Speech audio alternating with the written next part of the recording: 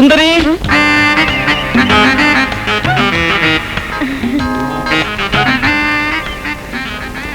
ഇത് വാങ്ങൂ. എന്താ ഇത്? ഒരു സിമ്പൽ. എന്റെ ഹൃദയത്തിൽ സുന്ദരിയോട് തോന്നിയ സ്നേഹത്തിന്റെ സ്നേഹോപഹാരം. മടിച്ചു നിൽക്കാതെ വാങ്ങൂ. എന്റെ മുറപ്പെണ്ണായ സുന്ദരിയോട് ഞാൻ ചെയ്ത തെറ്റുകൾ ഒരിക്കലും പൊറുക്കാൻ പറ്റാത്തതാണ്. സുന്ദരി, ഇതാ എന്റെ ഒരു ചെറിയ സമ്മാനം. സുന്ദരി ഇപ്പോൾ ചില പെൺകോന്തന്മാരുടെ ഇടയിൽ കിടന്ന് തുളയുകയാണെന്ന് എനിക്കറിയാം. അവരിൽ നിന്നും സുന്ദരിയെ രക്ഷിക്കേണ്ട കടമ എനിക്കുള്ളതല്ലേ? വരൂ, നമുക്കങ്ങോട്ട് മാറി നിന്ന് സംസാരിക്കാം. എന്റെയും ശോഭയുടെയും സ്വകാര്യ നിമിഷങ്ങളിൽ ഒരു കട്ടുറുമ്പായി കടന്നു വരാൻ നോക്കണ്ട. Mister Vikraman, I am not a കട്ടുറുമ്പ്.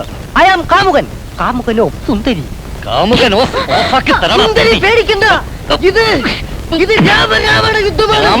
ഈ പടക്കളത്തിൽ പലരും മരിച്ചു വീണിരിക്കും. സുന്ദരിക്ക് വനവാസത്തിന് പോകേണ്ടി വന്നാലും ചഞ്ചലപ്പെടരുത്. എല്ലാം ഈ സഹസ്രരാമന് വേണ്ടിയാണ് കരുതിയാൽ മതി. ഒരുമിച്ച് ജീവിച്ച് കൊതി തീരും മുമ്പേ മഹേട്ടൻ എന്നെ വിട്ടുപോയി. തനിച്ചുള്ള ജീവിതം മതിയായി. ഒടുവിൽ ഞാൻ വളർന്ന കോൺവെന്റിലേക്ക് തന്നെ പോയി. അവിടെ ചെന്നപ്പോഴാണ് എനിക്കൊരു അച്ഛനുണ്ടെന്നും അദ്ദേഹം ജീവിച്ചിരിപ്പുണ്ടെന്നും ഞാൻ അറിഞ്ഞത്. ഇപ്പോൾ നിങ്ങൾക്കൊക്കെ വേണ്ടി ബാലുവിന്റെ ഭാര്യയുമായി. മോളെ, സ്വത്തുക്കളോടുള്ള ആർത്തി കൊണ്ട് ആ പരമേശ്വരനും കൂട്ടനുമാണ് ബാലുവിനോട് ആദ്യം കൊണ്ടുവന്നത്. അവനോടുള്ള അച്ചുവേട്ടന്റെ സ്നേഹം കണ്ടപ്പോ അവൻ മഹാദേവനല്ല എന്ന് പറയാൻ എനിക്ക് മനസ്സ് വന്നില്ല. അച്ചുവേട്ടന്റെ മനസ്സിന് വേദന ഉണ്ടാക്കുന്ന ഒരു കാര്യവും പറയരുതെന്ന് ഡോക്ടറിനോട് പ്രത്യേകം പറഞ്ഞിരുന്നു. യഥാർത്ഥ മകൾ വന്ന സ്ഥിതിക്ക് ഈ നാടകം ഇവിടെ വച്ച് അവസാനിപ്പിക്കാം. അച്ചുവേട്ടനോട് എല്ലാ കാര്യങ്ങളും തുറന്നു പറയണം. ഇന്ന് തന്നെ, ഇപ്പൊ തന്നെ. നീയും എന്റെ കൂടെ ഉണ്ടാവണം. വരൂ. അങ്കിൾ, ബാലുവിനെ ഇവിടുന്ന് പറഞ്ഞയക്കണ്ട. അതെന്താ? അച്ഛന് മാത്രമല്ല ബാലുവിനെ ഇഷ്ടം.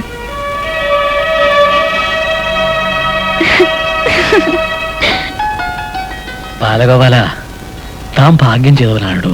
നീ ഇഷ്ടമെന്ന് പറയുമ്പോ ഞാൻ എന്താ മയങ്ങോന്ന് വിചാരിച്ചോ? മയങ്ങുന്നൊന്നും കരുതിയില്ല. അത് കേട്ട ഉടനെ എന്റെ ശോഭമോളേന്നും പറഞ്ഞ് ഇങ്ങനെ കെട്ടിപ്പിടിക്കാൻ വിചാരിച്ചു. ഒരു കാര്യം ഞാൻ പറഞ്ഞേക്കാം. നിന്നെ എനിക്ക് 1 അല്ല 100 വട്ടം ഇഷ്ടമല്ല. പക്ഷെ എനിക്ക് 1 അല്ല 1000 വട്ടം ഇഷ്ടം.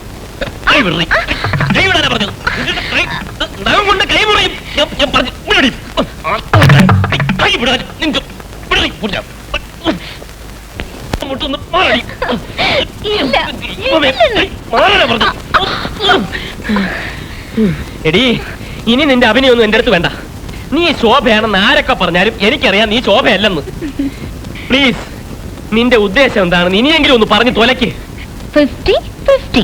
നിന്റെ അമ്മൂമ്മയുടെ നിന്നെ കൊണ്ട് എന്താ ഇത്? എന്തിനാ എന്റെ കുഞ്ഞിനെ തല്ലിയേ? ചോദിച്ച കേട്ടില്ലേ? എന്താ ഉണ്ടായേ? അത് ഒന്നുമില്ല അച്ഛാ. എനിക്കൊരു കുഞ്ഞുണ്ടാവില്ല എന്നുള്ള കാര്യം മഹേട്ടൻ അച്ഛനോട് പറഞ്ഞിരുന്നില്ലേ? ഇപ്പോ ഞാനൊരു കുഞ്ഞിനെ ദത്തെടുക്കണമെന്ന് പറഞ്ഞപ്പോ മഹേട്ടൻ സമ്മതിക്കുന്നില്ല. ഇതാണോ കാര്യം? മഹാദേവ, ഒരു സ്ത്രീയുടെ ഏറ്റവും വലിയ ആഗ്രഹം അമ്മയാകാന്നുള്ള. ഈശ്വരൻ എന്റെ മോക്ക് അതിനുള്ള ഭാഗ്യം കൊടുത്തില്ല. അപ്പൊ ഒരു കുഞ്ഞിനെ ദത്തെടുത്തെങ്കിലും അവളുടെ ആഗ്രഹം സാധിക്കട്ടെ. അത് ശരിയാവില്ല അച്ഛാ. എന്താ കാരണം? എന്താ മഹേട്ടാ ഇത്? ഒരു മുത്തച്ഛനാകാൻ അച്ഛനും ആഗ്രഹം ഉണ്ടാവില്ലേ? അതെ, എന്നാലും കുഞ്ഞിനെ ദത്തെടുത്താൽ ഒരു വലിയ കുഴപ്പമുണ്ടച്ചാ. അത് വലുതായി കഴിയുമ്പോ സ്വന്തം അച്ഛനമ്മമാരെ തേടി പോകുന്നാ പറയുന്നത്. എത്രയോ സ്ഥലത്ത് അത് നടന്നിരിക്കുന്നു. അങ്ങനെ സംഭവിച്ചാൽ ഇപ്പൊ ഉള്ളതിനേക്കാൾ വിഷമം അപ്പൊ ഉണ്ടാവും. അതെന്നെ കൊണ്ട് താങ്ങാൻ കഴിയില്ല. അച്ഛനും അമ്മയും ഒന്നുമില്ലാത്ത ഒരു കൊച്ചു കുഞ്ഞിനെയാണ് ഞാൻ കണ്ടുവച്ചിരിക്കുന്നത്. അച്ഛനും ഒന്നും ഇല്ലാതെ എങ്ങനെ കുഞ്ഞുണ്ടാവും? അച്ഛാ, ഞാൻ കണ്ട കുഞ്ഞ് ഏതോ ഒരു സ്ത്രീ അനാഥാലയത്തിൽ ഉപേക്ഷിച്ചു പോയതാണ്. അയ്യോ, എന്നാ നമ്മൾ കൂടുതൽ ശ്രദ്ധിക്കണം. ഏതെങ്കിലും സ്ത്രീ എവിടെന്നെങ്കിലും അടിച്ചു മാറ്റിയ കുട്ടിയായിരിക്കും. അത് പിന്നെ അനാഥാലയത്തിൽ കൊണ്ടാക്കി എന്തിനായി വയ്യാവേലിയൊക്കെ? തറവാടിന്റെ മാനം പോവും. അച്ഛന് ചീത്തപ്പേരുണ്ടാവുന്ന ഒരു കാര്യത്തിന് ഞാൻ കൂട്ടു നിൽക്കില്ല. ഈ കാര്യത്തിൽ എനിക്ക് അല്പം ചീത്തപ്പേരുണ്ടായി ഞാൻ അങ്ങ് സഹിച്ചോളാം. ഇവിടെ ഒരാഗ്രഹമല്ലേ, നീ എതിരൊന്നും പറയണ്ട. നാളെ തന്നെ കുഞ്ഞിനെ കൊണ്ടുവരാനുള്ള ഏർപ്പാട് അങ്ങ് ചെയ്. സമ്മതിക്കും മഹേട്ടാ, പ്ലീസ് സമ്മതിക്കും. വേണ്ട. ശരി. ആ, വാ. ദൈവമേ, ഇവള് കുടുംബത്തോട് ഇവിടെ വന്നു. ഈ കുടുംബം കുളം കോരും.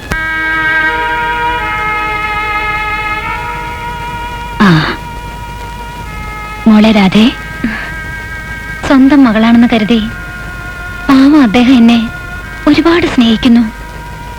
ഓരോ കള്ളങ്ങൾ പറയുമ്പോഴും തെറ്റാണ് ചെയ്യുന്നതെന്നറിയാം. എല്ലാം കുഞ്ഞിന് വേണ്ടിയാണല്ലോ എന്ന് ഓർക്കുമ്പോ സമാധാനമുണ്ട്. കർത്താവ് തന്നെ കൈവിടില്ല കുട്ടി. രാധേ, നോക്ക്.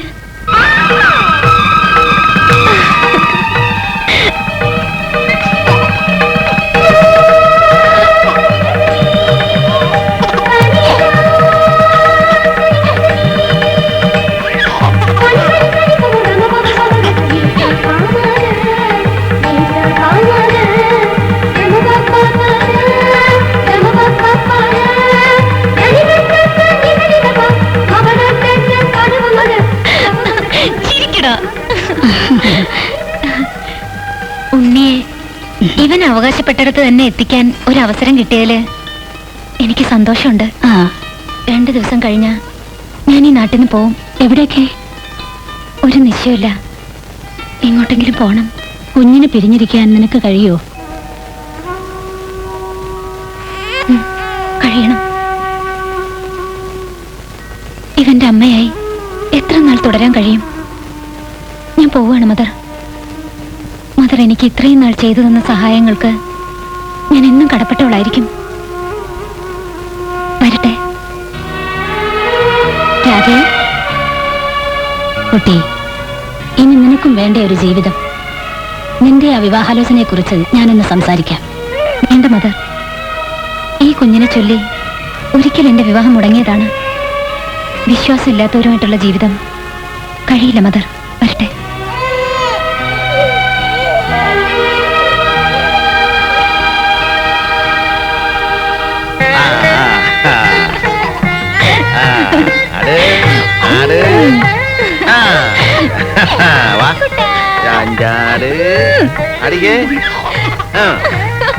അമ്മ വന്നേ വന്നേ. ഉണ്ണിക്കുട്ടൻ സൈക്കിളിൽ ചവിട്ട്, ഉണ്ണിക്കുട്ടൻ സൈക്കിളിൽ ചവിട്ട്, കറങ്ങ് സൈക്കിളിൽ ചവിട്ട്. ഉണ്ണിക്കുട്ടൻ. മോന്റെ അച്ഛൻ വന്നു, മോന്റെ അച്ഛൻ വന്നു. മിസ്റ്റർ ബാലഗോപാലൻ, ഇപ്പൊ ഞാൻ ആരാണെന്ന് ഏകദേശം മനസ്സിലായി കാണുമല്ലോ. ഇത് കൊണ്ടൊന്ന് നീ ജയിച്ചെന്ന് വിചാരിക്കണ്ട. മഹാദേവ, നല്ല ഐശ്വര്യമുള്ള കുഞ്ഞാ. എന്തിനോ ഇവനെ നീ സ്വന്തം മോനായിട്ട് തന്നെ കാണണം. എടുക്ക്.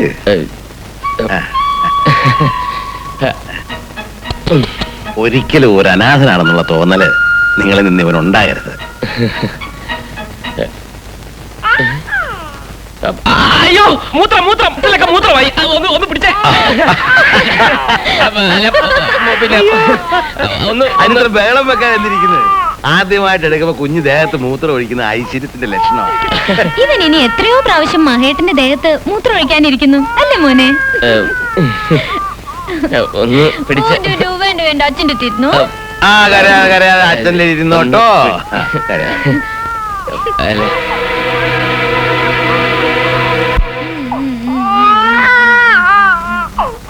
കരയില്ലടാ മോനെ.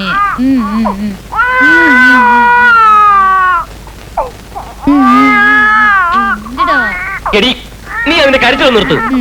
നിങ്ങൾ എന്റെ തന്തയല്ലേ, പറയാൻ പാടില്ലേ? എന്റെ ഈശ്വര, ഏത് നേരത്താണോ എന്നെ ഇങ്ങോട്ട് കെട്ടിയെടുത്തത്? ഈശ്വരനെ വിളിച്ച് ബുദ്ധിമുട്ടിക്കുന്ന എന്തിനാ? നിങ്ങളുടെ സമയം നല്ലതാ. കാശുമുടക്കില്ലാതെ അച്ഛനാകാൻ പറ്റിയില്ലേ? ഒറ്റ അടിയാൻ ഒറ്റ പിടിക്കാൻ താഴെ വീഴും. ഞാനേ പാലെടുത്തിട്ട് വരാം. എന്തുവാ നീ കാണിക്കുന്നത്? ഒച്ചിനെ പിടിക്കാനാ പറഞ്ഞത്, മൂത്രം ഒഴിക്കുമെന്ന് പിടിക്കാനാ പറഞ്ഞത്. അയ്യടാ, അവിടെ കടാ. അതെ, നിന്നെ എടുക്കാനൊന്നും എന്റെ കോൺട്രാക്ട് പറഞ്ഞിട്ടില്ല.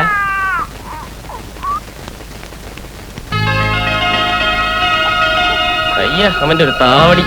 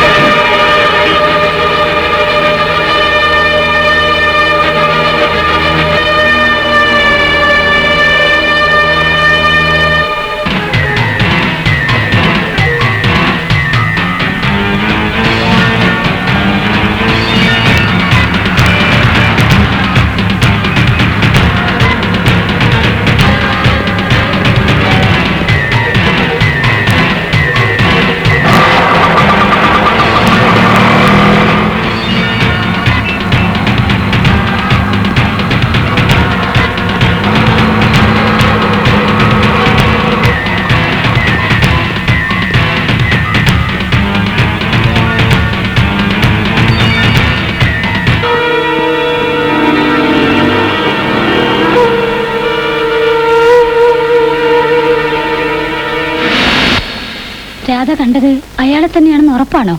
അതെ മദർ, അയാൾ തന്നെയാ. എന്റെ കർത്താവേ, എന്നെയും കുഞ്ഞിനെയും കണ്ട സ്ഥിതിക്ക് അയാൾ ഇനി വെറുതെ ഇരിക്കും തോന്നില്ല. എനിക്ക് പേടിയാവുന്നു മദർ. കുട്ടി ഭയപ്പെടാതെ, കർത്താവ് എപ്പോഴും നിന്റെ കൂടെ ഉണ്ടാവും. ഏതായാലും എന്തെങ്കിലും ഉണ്ടായാൽ ഉടനെ എന്നെ വിവരം അറിയിക്കണം. ശരി മദർ.